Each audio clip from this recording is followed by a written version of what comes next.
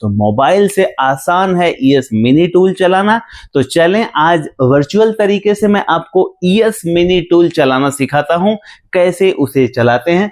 तो देखिए, जब आप ES मिनी टूल, आप स्लाइड देख रहे हैं यहाँ पे, और मैं बताना चाहूंगा कि ये ES मिनी टूल दो तरह से काम करता है। और भी बहुत सारे फंक्शन इसमें ऐड ऑन होंगे, लेकिन आगे अपडेट आते रहेंगे। पर अभी जो फंक्शन इसमें है वो मैं आपको बताना चाहूंगा। और इसमें आप इसी को रिमोट की तरह से भी इस्तेमाल कर सकते हैं और इसी को प्रोग्रामर की तरह से भी इस्तेमाल कर सकते हैं। अब दो मूड इसमें हुआ, तो इन दोनों मूड पे हम कन्वर्ट कैसे करते हैं इस मशीन को, वो फंक्शन सीखते हैं। तो देखें, सबसे पहले क्या करना है, ES मिनी टूल में जो बटन दिया है, ध्यान रखिए मैं इसको रिमोट मोड में कैसे जाएगा वो सिखाने का प्रयास कर रहा हूं। फिर इसमें रिमोट कैसे ऐड करेंगे वो भी सिखाऊंगा, इससे सॉफ्टवेयर कैसे अपडेट करते हैं वो भी सिखाऊंगा। तो चलें सबसे पहले ये सीखते हैं कि इस मिनी टूल को प्रोग्रामिंग मोड से फिर रिमोट मोड पे कैसे ले जाते हैं। तो सबसे पहले आपको ये बटन ऑन करना है, और बटन ऑन करने के साथ में ओके की बटन दबा के रखना है। ओके की बटन जब दबाएंगे तो ऑटोमेटिक यहां कुछ चीजें चेंज होंगी। मैं एक बार फिर से करना चाहूंगा, देखें आप, पहले इसको ऑन करना है और ऑन करने के बाद यहां ओके की बटन दबा देना है। और ओके की बटन जब दबाएंगे,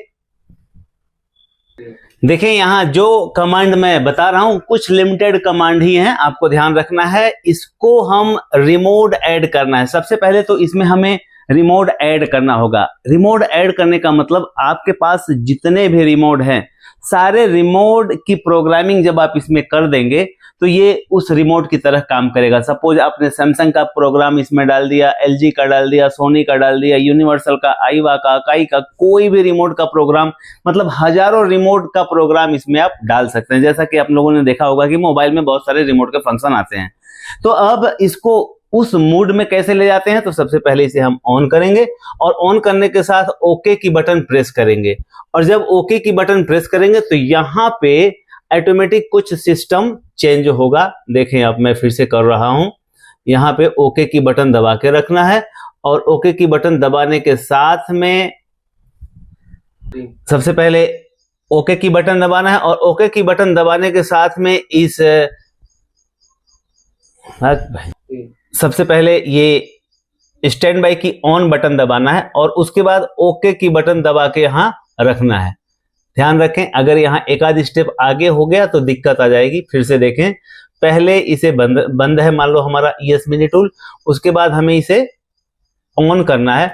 ऑन करने के साथ में हमें यहां ओके की बटन दबा के रखना है और ओके की बटन दबा के जब हम रखेंगे तो यहां ऑटोमेटिक फंक्शन चेंज होगा, लेकिन नहीं हो रहा है। फिर से हम दोबारा ट्राई करेंगे।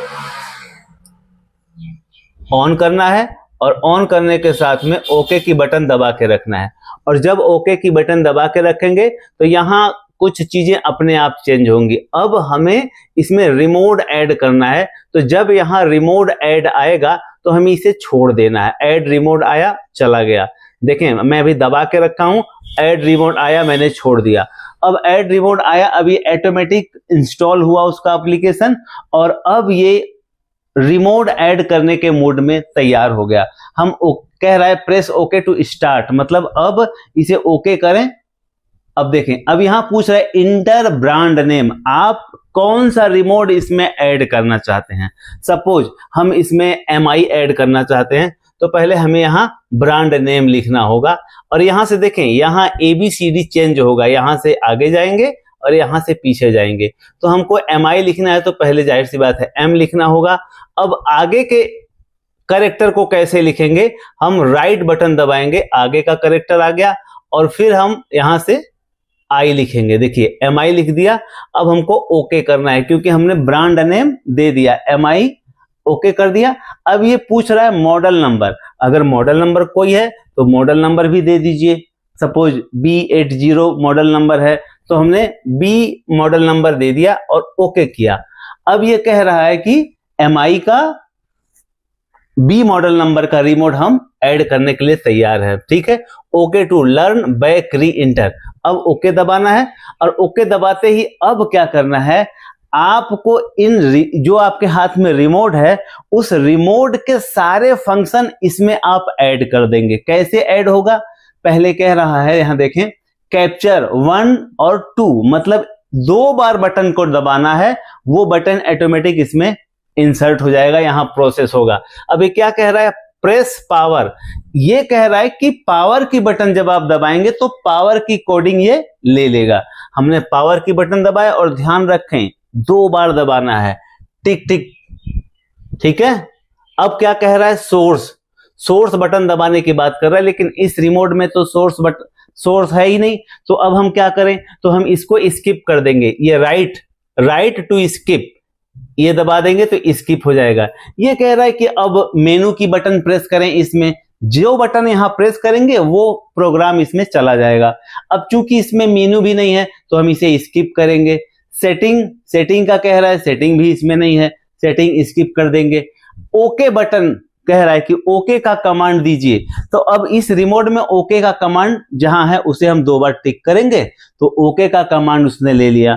अब ये कह रहा है कि प्रेस अप बटन, मतलब अब इसको अप बटन का कमांड चाहिए, तो अप बटन ये है, 2 बार प्रेस करिए तो अब अप का प्रोग्राम इसने ले लिया। अब ये कह रहा है कि डाउन कर दिए हमने। फिर कह रहा है कि लेफ्ट का, अब लेफ्ट वाला प्रोग्राम हम करते हैं। उसके बाद फिर राइट का प्रोग्राम करना है। इस तरह से जब एक प्रोग्राम स्टोर करेगा तो ऑटोमेटिक यहां मैसेज आ जाएगा और अगला कमांड देने के लिए। अब ये कह रहा है कि प्रेस रिटर्न, मतलब रिटर्न बटन का कमांड इसको दोगे तो अब ये बैक को 2 बार हमने कर दिया तो अब रिटर्न का कमांड ले लिया। अब ये कह रहा है कि होम का कमांड हमें चाहिए, तो होम का बटन 2 बार प्रेस करेंगे तो इसके अंदर होम का कमांड आ गया। अब की 1, की 2, की 3 जो न्यूमेरिक नंबर होते हैं वो सारे ऐसे 1 बाय 1 स्टेप बाय स्टेप सारे कमांड आपके रिमोट का ये ले लेगा। अब सपोज अब उतना करने जाएंगे तो वीडियो बहुत लंबा हो जाएगा। इस तरह से सारे बटन का कमांड ये ले लेगा।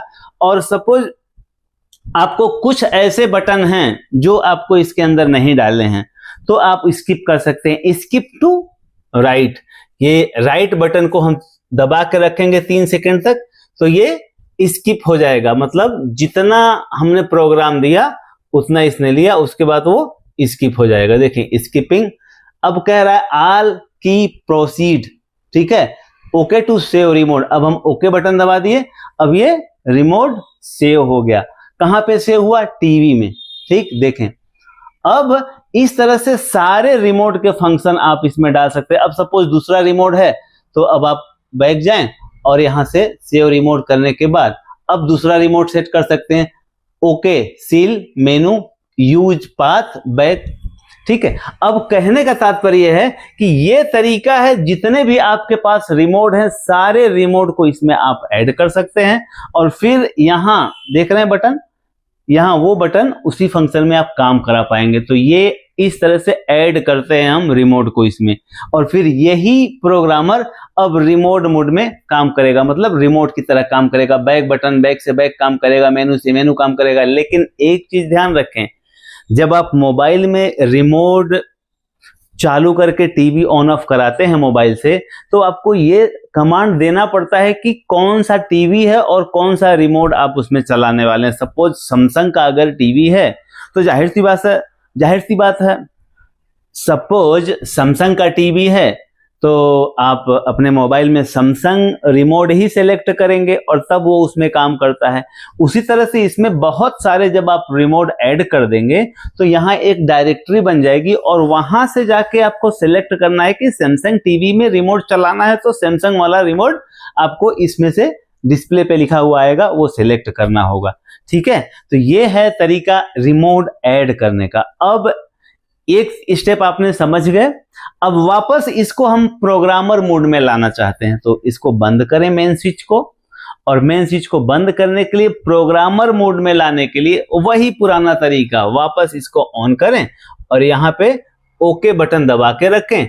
और जब ओके बटन दबा के रखेंगे यहाँ UR टर्मिनल आएगा, तब इसको छोड़ देना है। हम इसको UR टर्मिनल पे लाने के लिए ओके बटन दबाए हैं तो UART लिखा आया और हमने छोड़ दिया। अब UART का बिन ऑटोमेटिक इसमें इंस्टॉल होगा और फिर देखें अब ये UART मोड में आ गया।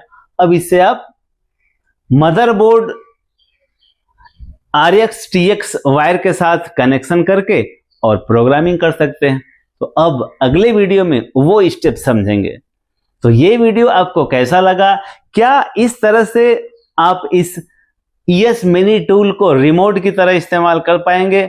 आप चेक करें, करके देखें। दोस्तों मैं बताना चाहूंगा कि हमेशा कुछ नया अपडेट आता रहता है। उन अपडेट को यदि हम समझ करके अपने काम में उसको शामिल करते हैं तभी हम दूसरे से बेहतर काम कर पाते हैं। अब मैं तो एक छोटा सा प्रयास कर रहा हूं आप सभी लोगों के लिए। अब इस प्रयास से आप कितना सीख पाते हैं ये आपके ऊपर निर्भर करता है। Thank you very much.